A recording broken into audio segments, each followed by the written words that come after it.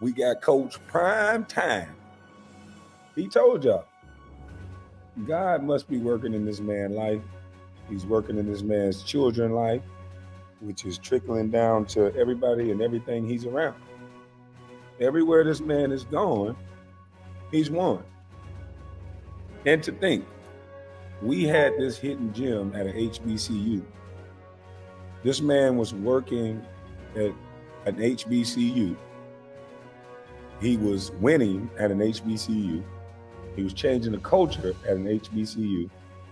And he was doing the same thing as he was doing at an HBCU on a smaller scale. Now he has a bigger scale to do it. Now he's able to get these kids the attention that they deserve. If his son, Shedeur Sanders, had thrown for 500 yards at Jackson State, then it wouldn't have been looked at as the same thing. He beat TCU, very first game out, 500 yards thrown. Black quarterback. You know this man pissing somebody off. Deion Sanders, keep your head down, keep your nose clean. Boy, they're going to send every good-looking woman after you.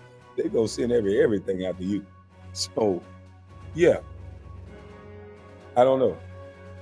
But hold on. Let's look at Don. Let's listen to what he said. Shout out to Deion Sanders. Shout out to Shedeur Sanders. To me, he should be in the Heisman Trophy race. 500-something yards. I know it's one game, but 500-something yards, that is amazing. So based on one game, he got to be in that race. But I do believe he's going to do well all season long. So, and I do believe Colorado, and I said this before, we should have kept Deion Sanders in this community. We should have did what we had to do. This is what always happens. When you get a black man that doesn't have low standards and he demands excellence, he demands better. He doesn't do this whole woe is me. We don't have enough. We shall overcome. When he doesn't do that, he's normally exiled out of his own community. And that's what I think happened to Deion Sanders. But look at what God has created. It's a situation where this black man who still has an interest in black young boys making it, he has an opportunity to pull them out of their neighborhoods, take them into an environment that's not only safe, clean, so they can prosper, so they can do good work. And that's what I believe is going to happen all year long. So let's get into this real quick. Fair use, fair use. Again, shout out to Deion Sanders, Colorado, and all the players who poured their heart out on the field. Let's get it.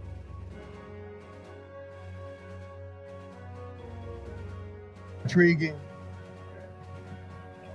passionate, purposeful. It was all of that. We had some guys that singled themselves out with their playing and their playing ability. A lot of guys you doubted. One of them from HBCU. I think he had 510 yards passing in a Power 5 football game. And he happened to be my son. And I'm proud of him tremendously. Defensively, we had some letdowns, but the guys came and made the plays when they needed. 510 yards passing from an HBCU. Who could have predicted that? I didn't even think he would throw 500-something yards. The man threw half a yard, man, half a hundo. That's like computer-generated game. Numbers. That's what you think you're going to get. That's what every statistician, when we play John Madden, that's what we hope our quarterback has. This man got John Madden numbers. Shout out to you, young brother. I think we broke a record. Everything we do seems like a record. 4 receivers with 100 yards. We didn't run the ball greatly, but we threw the heck out of the football. Savion, another back, played a great game. All the guys contributed. Dylan as well as Hankerson. The line did their thing. Called their butts off. We got to fix some things on defense, especially special teams, because I think we gave up 3 or 4 turnovers. We gave up the kickoff. We had a fumble. A couple other things happened in the first half. But hats off to the opposing team. They're coached greatly. I don't think people are giving Deion enough credit for how, and I think he will get the credit at the end of this season, but for how much he coaches up his team, how much he pours into the mental of these young players. And I'm sure it's hard for them to believe it at first, but he's pouring into these young kids, and it's revealing what he's doing in practice is coming out in the games. These guys are playing their butts off because of the way in this man's energy and how he approached his work. He's teaching these young kids how to approach your work from a champion standpoint. Deion was successful at everything he did. He was successful in college. He was successful in the pros. He was successful at baseball and football. This guy knows what he's talking about. And so I can understand why so many other coaches were upset that now this type of energy is in your division. This is going to be a whole problem. Their head coach, I love him to life, what he did, turning the program around at SMU as well as here. Much more dominant next week in all phases, not just one phase, but offensively, defensively, special teams. Offensively, we did it. Defense, we got to fix some things. The special teams were horrendous. We got a kick block as well as Durner gave up a touchdown. That was horrendous. How you doing, sweetheart? For real? Shedeur Sanders from HBCU? The one that played at Jackson last year? The one that you asked me, why would I give him the starting job? I'm like, no, not you. I got receipts. I know who they are. Not you, baby. I just got to say it. I would never do that. Wow. I love this part. This is Deion Sanders checking a reporter that questioned his leadership and questioned why his son was the quarterback. And you know he's going to get that a lot. One, because that's his son. Two, because to me, a quarterback position is a very coveted position. And they're always going to second guess whether a black guy should do it or not. That's just in my opinion. That's a position that is a leadership position that they normally only see fit for white quarterbacks and white men. Deion Sanders is doing what white coaches have been doing since Little League. The white coach, he coaches a team. His son is always the quarterback. And it's never questioned. So I don't know why it's questioned now. But I think Shedeur Sanders and Deion Sanders slammed the door on all those questions. So I don't think they'll be asked that question again, because I didn't see many white quarterbacks going for it. And it shouldn't have even been about race, but we know there's a racial undertone with the quarterback position. But that question is answered already. So don't ask that question again, lady. And I want to go to the 6-minute mark because he said something else that was very important.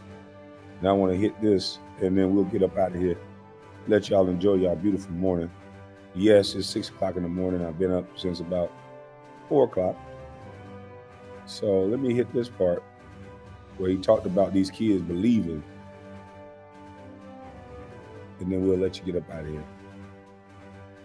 Things that have never been done. That's the way our life has presented themselves. We do things that have never been done, and that makes people uncomfortable.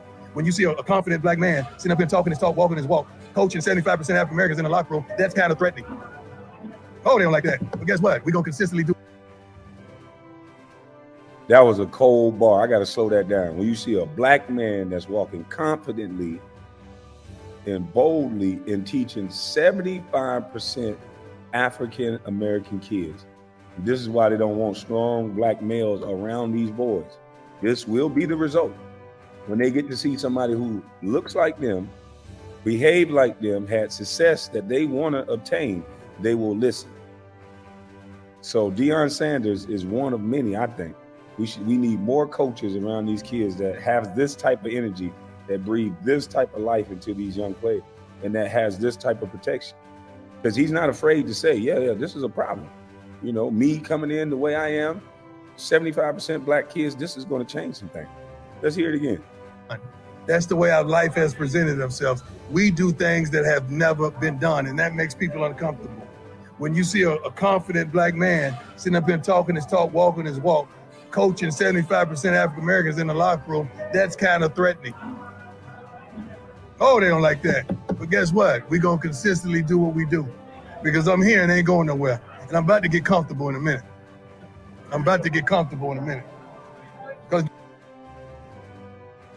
We're going to leave it right there. And I'm about to get comfortable in a minute. Man, I love this dude's spirit. I got to go meet Deion. I got to make it my business. Y'all go see it one day. I'm flying out to Colorado and I'm going to one of those games. I got to make it my business to go support this brother and this team. I just love the way he talks. The energy that he brings to the game, the passion that he speaks with, I can tell he actually believes in what he's saying. And I can respect people that believe in something and work so hard at it to try to achieve it. I can respect that. So I think we all should go out and support this team. If you can't go out and make it to a game, go to a road game, do something to support this team, buy a jersey, We all should be supported. We shouldn't be talking about it. This man is doing things. He breaking records. His kids are breaking records. His team is breaking records. 4 receivers with over 100 yards receiving by a young black quarterback that just came from an HBCU. Imagine the hopes that he's going to give all these young boys that are coming up through smaller programs, that if they can just get next to Deion, and how much hope he's going to breathe into these kids. So I'm going to leave y'all with that. Shout out to Carcino for life. Shout out to One Crack News. Shout out to the Damn DPOV, Kev Low the Mayor. It's Just Gems, Gems I View, Kwame Brown, Greatest Fans, The Political Kryptonite, Ticket TV, Pro Basketball Updates. And we up out of this thing. Oh, shout out to Mob Only Uncut and all of my moderators. We up out of this thing. I'm gone.